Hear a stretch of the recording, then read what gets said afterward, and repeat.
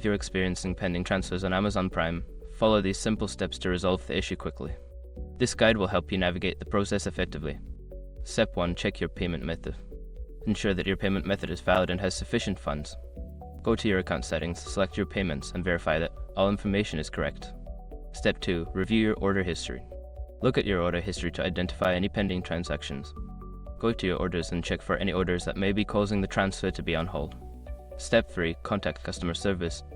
If you can't identify the issue, reach out to Amazon customer service. You can do this through the help section on the website or app, where you can chat or call for assistance. Step 4. Wait for processing. Sometimes transfers may take a little time to process. If you've confirmed that everything is correct, give it some time, as it may resolve itself within a few hours or days. Step 5. Follow up. If the issue persists after a reasonable time, follow up with customer service.